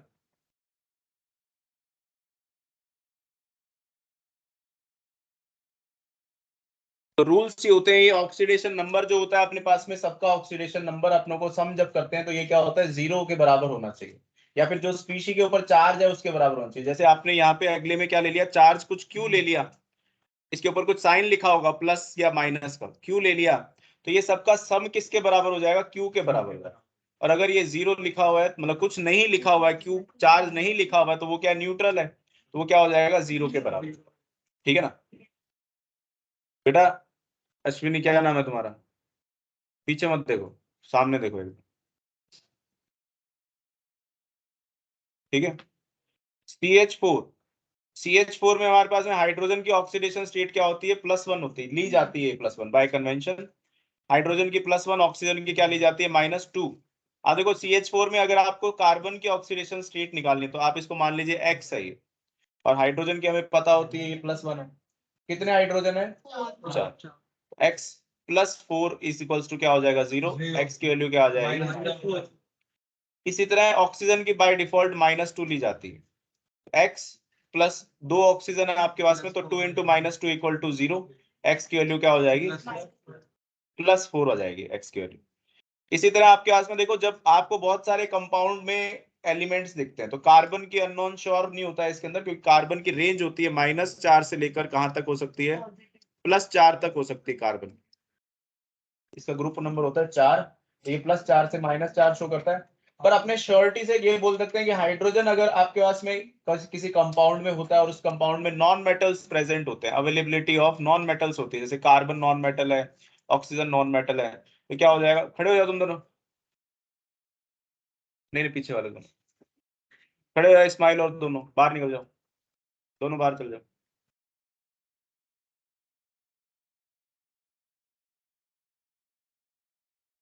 तीन बार तो बोल दिया इनको। तो नहीं बोलता उस दिन तो आपने कार्बन के लिए बताया था ना कि कितने तक जा सकता है। कार्बन +4 से -4 के बीच में रहता है इसमें। ऑनलाइन क्लास में। क्या बोल रहा है, अच्छा हाँ, वो ऑक्सीजन का था, सॉरी सॉरी सॉरी। कार्बन का तो +4 से -4 ही रहता है। हाँ, तो इसमें हाइड्रोजन की ऑक्सीडेशन स्टेट +1 लेते हैं। कब लेते हैं +1, जब आपके पास में ये श्योर होता है कि यार हाइड्रोजन के साथ में क्या है, नॉन मेटल है। जैसे कार्बन हमें पता है नॉन मेटल होता है, तो हाइड्रोजन की फिक्स होती है +1 ही लेनी होती है। फिर हमारे पास में ऑक्सीजन की -2 ही लेनी होती है। ठीक है ना, ऑक्सीजन की जनरल -2 लो, तो जब सॉल्व करोगे तो 6x ले लोगे, +12, क्योंकि 12 हाइड्रोजन है और ऑक्सीजन कितने हैं, 6 है, 6 × -2 = क्या हो जाएगा, 0। x की वैल्यू अगर आप सॉल्व करोगे ना इसको, तो आपके पास में क्या आ जाएगा, 0। तो आपको एक चीज पैटर्न दिखेगा, जब हाइड्रोकार्बन की बात करते हैं, किसकी बात करते हैं, हाइड्रोकार्बन, और H और O का रेशियो अगर 2:1 हो जाता है, आपको H2O n टाइम्स लिखा हुआ दिख सकता है वहां पे, तो आप देखो इसको आप ऐसे भी तो लिख सकते थे, हाइड्रेट ऑफ वाटर, इसको क्या बोलते हैं, हाइड्रेट ऑफ वाटर भी बोलते हैं, इसको ऐसे भी तो लिख सकते थे आप। और H2O क्या होता है, न्यूट्रल होता है पूरा का पूरा। तो अगर आपके पास में H और O का रेशियो पूरे कंपाउंड के अंदर, हाइड्रोकार्बन में जिसमें क्या होता है, कार्बन हाइड्रोजन ऑक्सीजन होता है, उसके अंदर H और O का रेशियो 2:1 आता है, तो वहां पे आपके पास में कार्बन की ऑक्सीडेशन स्टेट क्या आ जाती है, 0 आ जाती है आपके पास। ये आपका तरीका है, ठीक है ना, ये निकालने का, इससे आपको पता चल जाती है ऑक्सीडेशन नंबर क्या आ रहा है किसी एलिमेंट का कंपाउंड के अंदर। कुछ एलिमेंट की आपको ध्यान रखनी पड़ती है, oxidation number of some common element. तो सभी एलिमेंट जो अपने प्रेजेंट रहते हैं फ्री स्टेट के अंदर, यानी कि एलिमेंटल फॉर्म, या फिर आप बोल सकते हो प्योर स्टेट। अब उन्होंने मैटर को क्लासिफाई किया था 2 पार्ट में, एक तो प्योर कंपाउंड थे, एक तो प्योर सब्सटेंसेस थे, और एक क्या थे, कंपाउंड मिक्सचर्स थे हमारे पास। तो अपने प्योर स्टेट में कुछ भी चीज प्रेजेंट होगी, जैसे H2 प्रेजेंट है, तो इसकी ऑक्सीडेशन नंबर 0 मान ली जाती है। क्यों, क्योंकि 2x = 0 आएगा, तो x की वैल्यू 0 ही आने वाला है आपका। तो सबकी यहाँ पे क्या मानी जाती है, ऑक्सीडेशन नंबर 0 मानी जाती है। आ रही बात समझ। फिर कोई भी ग्रुप 1 का एलिमेंट होता है हमारे पास में, जैसे हाइड्रोजन को छोड़ दें, क्योंकि हाइड्रोजन की तो पोजीशन क्या होती है, +1 और -1 दोनों पे, 17 ग्रुप पे भी होती है अपने पास में, ठीक है ना। तो हाइड्रोजन को रखा गया है for the symmetricity of the periodic table. कहाँ रखा गया है? उसको ग्रुप 1 पे रखा गया है, ताकि उधर हीलियम है इधर हाइड्रोजन हो जाएगा तो क्या हो जाएगा, एक सिमेट्रिकल आ जाएगा आपका सिस्टम। पर हाइड्रोजन ग्रुप 1 का नहीं है, ठीक है ना, वो क्या है, ग्रुप 7 और ग्रुप 1 के बीच में रखना चाहिए, तो सिमेट्री के लिए हमने वहां पे रख दिया उसको। हाइड्रोजन के लिए +1 -1 होता है, पर अल्कली मेटल बाकी सब lithium, sodium, potassium, rubidium, caesium का क्या होता है, +1 ऑक्सीडेशन नंबर होता है। सेकंड जो ग्रुप होता है आपके पास में beryllium, magnesium, calcium, strontium, barium, इसके क्या लेते हैं, +2 ऑक्सीडेशन स्टेट लेते हैं इन कंपाउंड्स। इनके जो कंपाउंड्स होंगे, आयंस होंगे, उनमें क्या लेंगे, ऑलवेज +2। ये कुछ आपको रूल है, ये आपको याद रखने पड़ते हैं। ग्रुप 1 का +1 लेना होता है हमेशा, ग्रुप 2 का अपने पास में +2 लेना होता है। Fluorine is the most electronegative element. इसकी इलेक्ट्रोनेगेटिविटी कितनी होती है, 4 होती है। इसकी इलेक्ट्रोनेगेटिविटी की वैल्यू कितनी होती है, 4 लिए जाती है पीरियोडिक टेबल के। तो एलिमेंट है इसकी मोस्ट इलेक्ट्रोनेगेटिविटी हो, तो ये कभी भी किसी डिफरेंट एटम के साथ में कंपाउंड बनाता है तो ये -1 ऑक्सीडेशन नंबर रखता है। क्या रखता है, ऑलवेज -1 रखता है अपने पास में इन इट्स कंपाउंड। हाइड्रोजन के लिए जनरली +1, पर अगर हाइड्रोजन किसी मेटल से जुड़ा होता है तो -1 आ जाती है। जैसे LiH है, तो Li तो ग्रुप 1 का, तो +1 फिक्स है। हाइड्रोजन की क्या हो जाएगी, -1 हो जाएगी। फिर Mg +2 पे फिक्स है, MgS2, तो H की वैल्यू क्या आ रही है अपने पास में, -1। तो हाइड्रोजन अगर किसी कंपाउंड में प्रेजेंट है और मेटल है उस कंपाउंड के अंदर, तो वो -1 ही ली जाती है, और किसी कंपाउंड में अगर नॉन मेटल प्रेजेंट है तो वो +1 ही ली जाती है। ये फिक्स्ड वैल्यूज होती है अपना, ठीक है ना। ऑक्सीजन का जनरल ऑक्सीडेशन स्टेट क्या याद रखना है, -2 याद रखना है। पर ऑक्साइड कभी कभी किसी कंपाउंड में मिलता है, जैसे मान लो आपको यहाँ पे आयनिक कंपाउंड्स दिए हुए, तो आप पहचान लोगे। कैसे पहचानोगे, आप देखो यहाँ पे Na की +1 फिक्स है, ऑक्सीजन की पूछे आपसे तो आप क्या बोलोगे, +1 × 2 + x = 0। x की वैल्यू क्या आ जाएगी, -2 आ जाएगी। यहाँ पे भी अगर आप पूछता है आपसे, बोलता है कि x की वैल्यू बताओ, तो यहाँ पे क्या होगा, +2x हो जाएगा, क्योंकि ऑक्सीजन कितने दिख रहे हैं, 2। तो हर एक ऑक्सीजन पे -1। जब एक ऑक्सीजन में -1 आ जाता है ना आपके पास में ऑक्सीडेशन, तो उसको परऑक्साइड बोला जाता है। क्या बोला जाता है, और ऑक्साइड किसे बोलते हैं, ऊपर वाले को ऑक्साइड बोलते हैं। जब -2 होता है तो उसको क्या बोलते हैं, ऑक्साइड। और जब -1/2 आता है एवरेज, तो ये क्या होता है अपने पास में, ये सुपर ऑक्साइड। इसी तरह ऑक्सीजन की +1 भी होती है, कभी कभी फ्लोरीन के कंपाउंड्स में +1 या +2 भी दिखती है। तो ऑक्सीजन की बहुत वेरिएशंस होती है, पर हम वो निकाल सकते हैं by using the other elements oxidation number. जो बचा हुआ दूसरा ऑक्सीडेशन नंबर होगा वो हमें बता देगा कि ऑक्सीजन का क्या है। पर जनरली कभी ऑक्सीजन के डिपेंडेंट हो तो ऑक्सीजन की -2 लेके आपको काम करना होता है, ठीक है। पी ब्लॉक एलिमेंट्स की रेंज होती है ऑक्सीडेशन नंबर, कहां से कहां तक होती है, n-82 + n। n क्या होता है, number of valence shell electrons. P block वालों में 3 से लेकर 8 इलेक्ट्रॉन होते हैं, 3 से लेकर 8 इलेक्ट्रॉन होते हैं। तो जैसे आपके पास में फॉर हेलोजन, जैसे एक्सेप्ट फॉर फ्लोरीन, हेलोजन तो फ्लोरीन तो -1 ही लगता है, पर आपके पास में ग्रुप क्या है, जैसे 7, हेलोजन का ग्रुप नंबर क्या होता है, 7 होता है वैसे, मतलब 7A बोलते हैं अपने, या फिर 17वां ग्रुप बोलते हैं। उनके वैलेंस शेल में कितने इलेक्ट्रॉन होते हैं, 7 होते हैं। उनको 1 इलेक्ट्रॉन की रिक्वायरमेंट होती है। तो क्या होता है, अगर वो 1 इलेक्ट्रॉन गेन कर लेंगे तो -1 पे पहुंच जाएंगे। और या फिर आप क्या कर सकते हो, वैलेंस शेल से सारी निकाल सकते हो, 7 निकाल दो तो +7 तक जा सकती है। तो क्लोरीन की ऑक्सीडेशन स्टेट, या फिर ब्रोमीन या फिर आयोडीन की, +7 से लेकर -1 की रेंज में लाई करता है। कहां से कहां तक, +7 से -1। अब देखो यहाँ पे अपने पास में ये ऑड नंबर का, अपने पास में ये ऑड नंबर का ग्रुप होता है क्लोरीन का, कौन सा होता है, 7। तो इसमें पॉसिबिलिटी क्या क्या आ रही है, देखो आप, 7 आ रही है, 5 आ रही है, 3 आ रही है, 1 आ रही है, 0 उसकी प्योर स्टेट में है, -1। अगर आप किसी कंपाउंड स्टेट में देखते हो इसके ऑक्सीडेशन में, तो आपको एक पैटर्न नजर आ रहा होगा कि ऑड ग्रुप वाले की ऑड नंबर में ही ऑक्सीडेशन नंबर्स आ रही है, और वो क्या आ रही है, 2-2 से कम होते हुए आ रही है अपने पास में। तो क्लोरीन की ये सारी पॉसिबिलिटीज होती है। फ्लोरीन की क्या होती है, फ्लोरीन की एक्सेप्ट फ्लोरीन लिखा, फ्लोरीन की क्या होती है, या तो 0 होती है, या किसी कंपाउंड में होगा तो क्या होगा, -1 होगा। जैसे ऊपर वाले कंपाउंड में ऑक्सीजन के साथ में आपने क्या लिया, फ्लोरीन को -1। क्यों -1 लिया, क्योंकि मोस्ट इलेक्ट्रोनेगेटिव, ठीक है क्या। तो ये रेंज होती है क्या, जो उसका ग्रुप नंबर होता है या वैलेंस शेल इलेक्ट्रॉन, उसी से बता देते हैं। जैसे ग्रुप नंबर क्या आया आपका, 3A आया, तो वैलेंस शेल में 3 इलेक्ट्रॉन होंगे, ठीक है।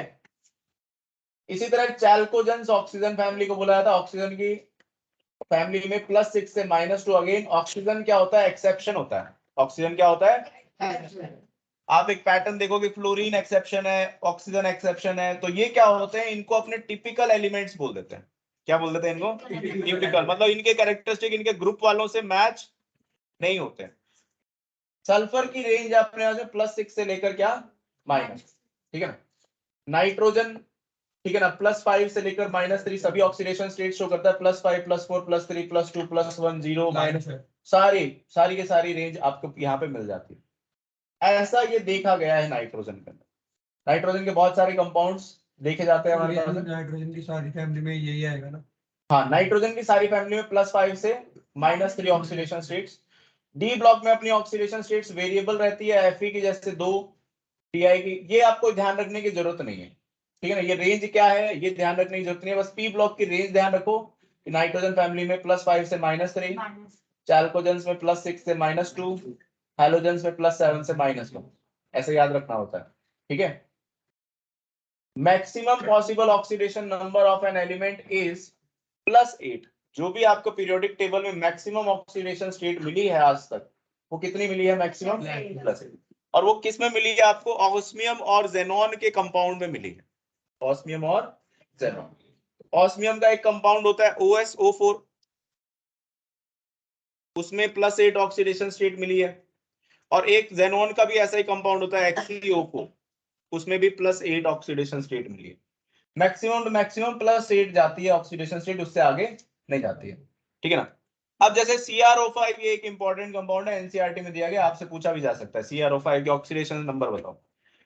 तो बेटा क्रोमियम जो है इसके पास में इसका इलेक्ट्रॉनिक कॉन्फ़िगरेशन आपने लिखा होगा, इसका इलेक्ट्रॉनिक कॉन्फ़िगरेशन एक्सेप्शन होता है आपके पास में, इसका आता है आर्गन 3d5 4s1, ऐसा इलेक्ट्रॉनिक कॉन्फ़िगरेशन। तो इसके वैलेंस शेल और इनर, ये डी वाले के अंदर कितने इलेक्ट्रॉन दिख रहे हैं मुझे, 1 और 5 कितने दिख रहे हैं, 6 दिख रहे हैं। तो मैं इसको मैक्सिमम टू मैक्सिमम +6 तक पहुंचा सकता हूं। कहां तक पहुंचा सकता हूं, +6 तक पहुंचा सकता हूं। पर अगर आप CrO5 में आप इसकी ऑक्सीजन की -2 मान लेते हैं, तो यहाँ पे x -10 आपके पास में +10 आ रही है, तो अपने ये बोल देते हैं इसकी तो मैक्सिमम कितनी जा सकती थी, मैक्सिमम टू मैक्सिमम इसकी कितनी जा सकती थी, +6। मतलब कितनी आ रही है हमारे पास में, 10 आ रही है। तो अपने ये बोल देते हैं नॉट पॉसिबल, भाई इतनी पॉसिबल नहीं है। ऑक्सीडेशन नंबर कितना जाता है, मैक्सिमम 6 जाता है। इसका मतलब आप जो -2 मान रहे हो वो गलत है। इसमें क्या होंगे, परऑक्साइड लिंकेजेस होंगे, जिनका एक ऑक्सीजन का -1 लेना होता है। तो यहाँ पे आपको समझ में आएगा, जब एवरेज जो ये रूल आप लगा के ऑक्सीडेशन नंबर निकालो किसी का, उसका वैल्यू क्या आ जाए, जो पॉसिबल है उससे भी ज्यादा आ जाए आपके पास में, इसका मतलब क्या होता है कि आपकी उस कंपाउंड के अंदर क्या है, परऑक्साइड लिंकेजेस, उसमें क्या है, परऑक्साइड लिंकेज। तो आप जब ऐसे लेते हो -2, तो आपने क्या लिया, ऑक्साइड लिया। अगर आप परऑक्साइड लोगे तो थोड़ा कम आएगा आपके पास में ऑक्सीडेशन में। अब जैसे ये अपने पास में कितने परऑक्साइड दिख रहे हैं, यहाँ पे एक, यहाँ पे देख, तो कितने दिख रहे हैं, तो नहीं ये कितना, ये लिंक है पूरा का पूरा, ये परऑक्साइड लिंक है, वो भी परऑक्साइड लिंक है। तो कितने लिंकेज है बेटा यहाँ पे, 2। जब भी नॉट पॉसिबल हो जाए तो आप हाईएस्ट पॉसिबल वाले को आंसर मार्क कर देना। हाईएस्ट पॉसिबल कितनी होती है इसकी, 6। अगर हाईएस्ट से क्रॉस कर जाती है तो हम ये बोलते हैं उसकी ऑक्सीडेशन स्टेट क्या है, +6 ही है। हाईएस्ट कितनी है, जितनी है उतनी आप बता दो इसका आंसर, ठीक है ना। और आप ये बोल देना उसके अंदर क्या है, परऑक्साइड लिंकेजेस है। तो ये चेक करने का एक तरीका भी हो जाता है, आपको एलिमेंट की उनकी मैक्सिमम पता होने चाहिए। जैसे क्रोमियम का +6 होता है, वैसे ही क्या होता है, जैसे सल्फर का अगर मैं आपसे पूछूं, तो सल्फर का बेटा कितना होता है, 6। तो सल्फर के कंपाउंड में, जैसे मान लो मैं आपको बोलूं इस कंपाउंड के अंदर बताओ सल्फर की ऑक्सीडेशन स्टेट निकाल के, तो आप इसको जब सॉल्व करोगे बच्चों, H2SO8, इसको सॉल्व करो, देखो 2x 2 हाइड्रोजन का ले लेंगे, 2x sorry +2x -16 equal to 0। तो ये कितना हो जाएगा, 2x इक्वल टू क्या आ जाएगा, 14, x इक्वल टू क्या आ जाएगा। तो यहाँ पे आप क्या से मैक्सिमम कितनी है, देखो +6 से जा सकती थी, +7 चलेगी, तो अपने बोलेंगे यार not possible, this is not possible. इसका मतलब यहाँ पे परऑक्साइड लिंकेज है। और एक और कमेंट करेंगे, इसकी हाईएस्ट आपसे ऑक्सीडेशन स्टेट पूछे सल्फर में, तो क्या बोलोगे, +6 है। इतनी बात समझ में आई आपको, +6। इसका स्ट्रक्चर परऑक्साइड स्ट्रक्चर आगे अभी दिखाऊंगा मैं आपको, ठीक है ना। आगे और देखो, for p block element, if calculated oxidation number comes beyond the range then it is incorrect. ठीक है ना? जैसे H2SO5 का अगर आपने सॉल्व करते हैं कितना आ रहा है बेटा? Not possible. तो इसमें क्या होगा? परऑक्सी लिंकेज होगा. तो ऐसा स्ट्रक्चर होता है. H2SO5 का स्ट्रक्चर है सेम H2SO4 जैसा ही है, पर यहाँ पे H2SO4 में ये नहीं होता है.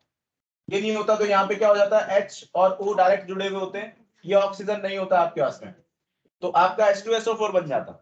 और H2SO5 लिखा हुआ है तो एक ऑक्सीजन बीच में यहाँ पे लगा दो, तो ये क्या हो गया? परऑक्सी लिंकेज आ गया आपके पास. ठीक है ना? तो ये क्यों आ रहा है? क्योंकि यहाँ पे ऑक्सीडेशन स्टेट एक्सीड कर रही थी आपकी, तो इसलिए यहाँ पे क्या आएगा? परऑक्सी लिंकेज आएगा ही आएगा. तो ये स्ट्रक्चर याद रखना होता है अपनों को कि H2SO5 का स्ट्रक्चर ऐसा होता है. CrO6 CrO5 का कैसा होता है? ऊपर मैंने लिखवाया आपको. CrO5 का कैसा होता है? ये ऐसा. दो मतलब साइड में आप निकाल के देखोगे आपको समझ में आएगा. यहाँ पे इसका एक तरीका भी होता है, नंबर ऑफ पेरोक्साइड लिंकेज निकालने का तरीका भी होता है, वो आगे बता देंगे आपको. इसमें देखो, select the compound in which oxidation state is +7. बहुत सिंपल है, आप सबको सॉल्व करोगे, ऐसे क्वेश्चन मिलेंगे आपको. आप हर एक को लेके सॉल्व कर लेंगे ना. नॉर्मली यहाँ Cl का x मानो, उसका 1 होता है, इसका 1 होता है, उसका आंसर 8 हो जाएगा, -8 तो 7 आ जाएगा. और 7 पॉसिबल होता है, तो +7 ही इसकी ऑक्सीडेशन नंबर है. इसमें सॉल्व करोगे क्या आएगा?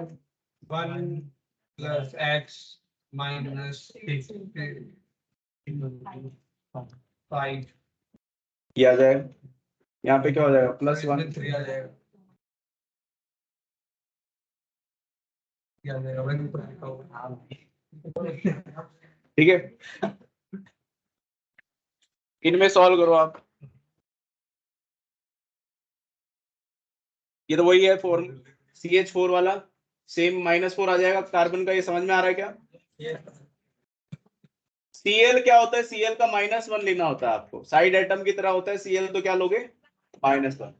तो आप यहाँ पे इसको x मानोगे कार्बन को, +3 हाइड्रोजन का और -1 किसका?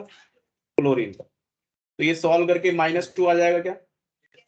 फिर आप ये सॉल्व करोगे, इसमें 0 आ जाएगा आपके पास में. ये सॉल्व करोगे तो आपके पास में x + 1 -3 = x = +2 आ जाएगा. ठीक है क्या? समझ गए? चलो ये वाला क्वेश्चन बताओ.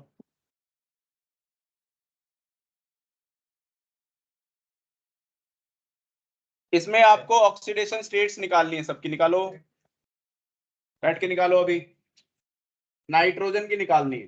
नाइट्रोजन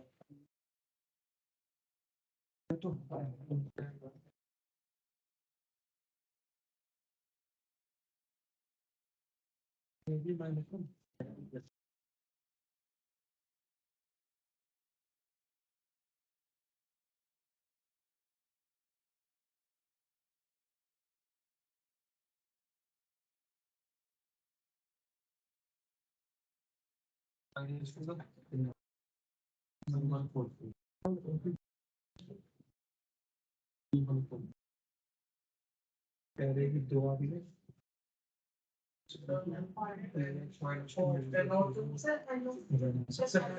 NO की कितनी होगी? N की NO में N की कितनी होगी? 2 हो जाएगी. Very good. N2O में, NO2 में, और इसमें +3. ठीक है. तो सबसे हाईएस्ट किसकी है? सर NO2 तो NO2 सबसे आगे हो जाएगा. फिर फिर ये आपके पास में इस तरह से ये क्वेश्चन आया होता है. ठीक है. अगला बताओ कि ये K2O वाला, K2O2 और KO2 oxidation number of potassium बताना है बच्चों आपको. हाँ, आपको 3 कंपाउंड दिए हुए, K2O, K2O2 और KO2. इसमें पोटेशियम की ऑक्सीडेशन स्टेट बताना. पहले ना बने. ठीक है भाई. सर दूसरे में 2 है.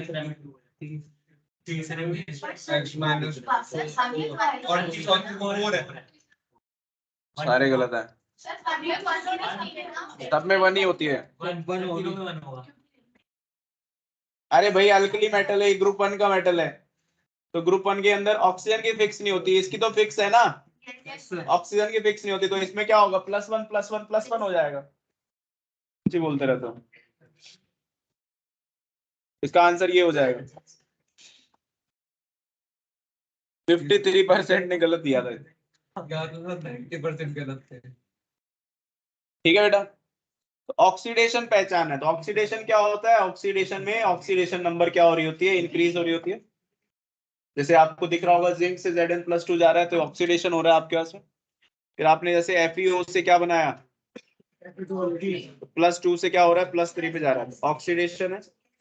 -1 से +1 ऑक्सीडेशन, MnO2 से MnO4 -1 oxidation. Increase in oxidation number is known as oxidation. ये इंक्रीज हुआ कैसे होगा, ये इलेक्ट्रॉन लूज किया होगा, इन सब ने क्या किया होगा, इलेक्ट्रॉन लूज किया होगा, इसलिए ये इंक्रीज हो रही है ऑक्सीडेशन नंबर। आ रही है बात समझ में? ठीक है। रिडक्शन में क्या होता है, एलिमेंट इलेक्ट्रॉन गेन कर रहा होता है, तो अपने ऑक्सीडेशन नंबर को क्या कर रहा होता है, रिड्यूस कर रहा होता है, तो 0 से -1 गया, तो ये क्या हो रहा है, रिडक्शन। ClO3 -1 में +5 पे है, ये निकालनी पड़ेगी आपको, वहां पे ऑक्सीडेशन नंबर दिए नहीं होंगे ऊपर +5, ऐसे आपको ये निकालना होगा, क्लोरीन का क्या होगा, +5 होगा, यहाँ पे क्या होगा, +1। फिर पहचानना होगा कि किसका रिडक्शन हो रहा है, किसका ऑक्सीडेशन हो रहा है, तो इसमें क्या हो रहा है बेटा, +5 से +1 गया, तो ये क्या हो रहा है, रिडक्शन हो रहा है। +6 से +4 गया, ये भी क्या हो रहा है आपके पास में, रिडक्शन। ठीक है ना, तो ये अपने पास में बेसिक्स होते हैं रेडॉक्स के। कल एक क्लास और रहेगी बस आपकी, ये रेडॉक्स के लिए ही लगाऊंगा बस, ठीक है ना। कल कितने बजे सर? कल खत्म हो जाएगा आपका सर शाम को रख देना। रेडॉक्स रिएक्शन, कल अपने खत्म कर देंगे। शाम को रखना सर 6 बजे के आसपास। शाम को रखें 6 बजे के आसपास। 6 बजे के आसपास। हाँ 4 बजे मत रखना। किसी की क्लास तो नहीं है, नहीं किसी और टीचर की क्लास तो नहीं है, अभी तक तो किसी ने नहीं कहा। किसी की नहीं है। ना 6:30 से रख ले, हाँ 6:30 से 8। 8। हाँ अरे ठीक है कि यस सर, नो प्रॉब्लम। अभी क्वेश्चन प्रैक्टिस करो इक्विलिब्रियम के सारे, इक्विलिब्रियम के क्वेश्चन करो, प्रीवियस ईयर क्वेश्चन करो सारे। ये देखी जाओ। अरे उनको बुलाना दोनों को।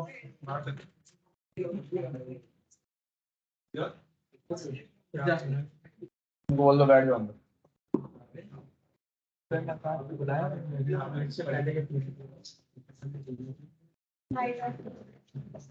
क्वेश्चन कर लो, क्वेश्चन क्वेश्चन क्वेश्चन बैठ के क्वेश्चन कर लो आराम से,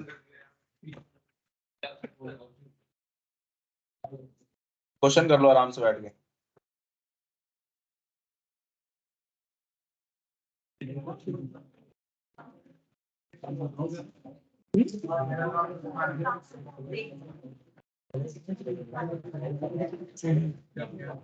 अरे सीधे बैठो बेटा, तुम सीधे बैठो, तुम्हें जाने का, सीधे बैठो।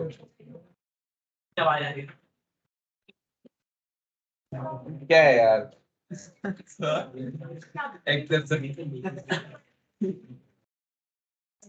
इसका जीना था लगे, इसका जीना था लगे। क्वेश्चन करो बेटा आराम से बैठ के ना, बातें मत करो बस।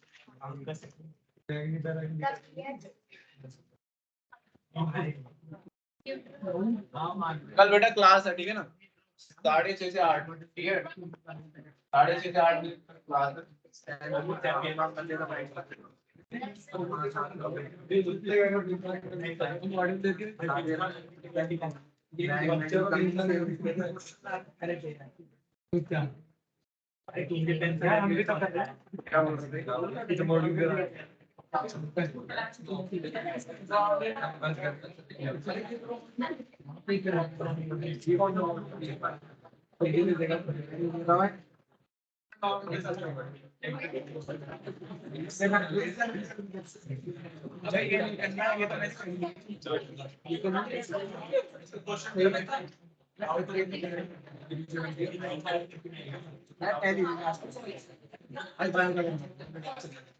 जाते तुम्हारे क्यों बोलते हैं? अरे झूठ कह रहा है, मुझे कुछ डिस्टर्ब कर रहा है। और मुझे बुखार भी होता है ना, तो मना से खिला के। बुखार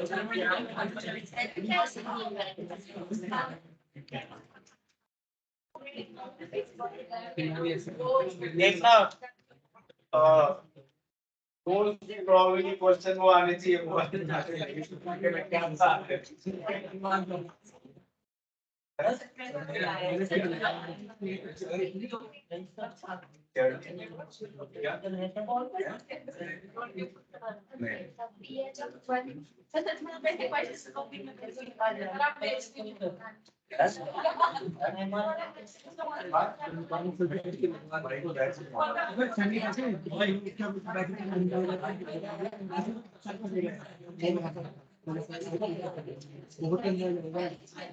जो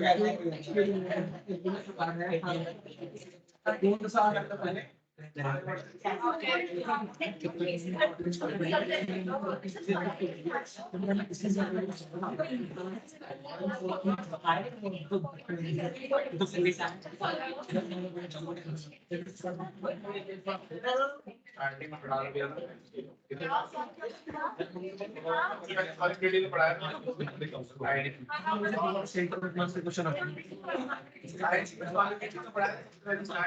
हाँ वही M1 V1 वही क्या एक काम मतलब जल्दी आ जाएगा पता तो छुट्टी मैं गया हूँ मैं कल मिलने जाने वाला है दिल्ली को कहाँ से चालू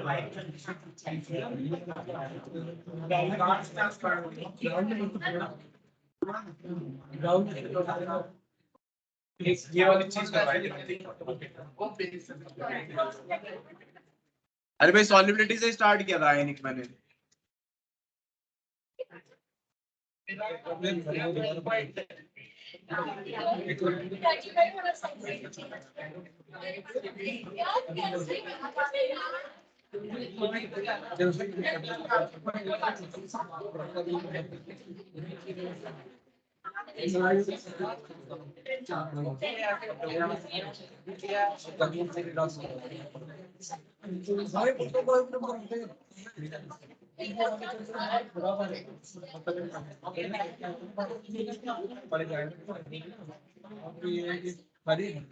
O3 में O3 प्योर है जीरो मानेंगे अपने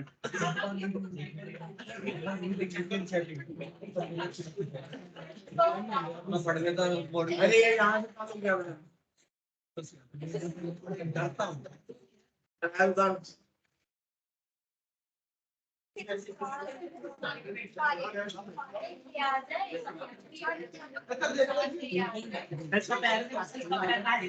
अब तुम ना अगले तुम ही खराब तुम ही ना कर रहे हो मेरे को बता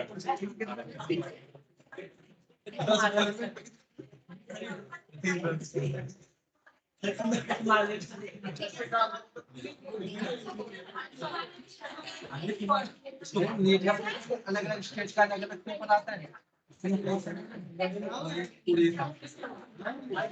मैंने अलग होता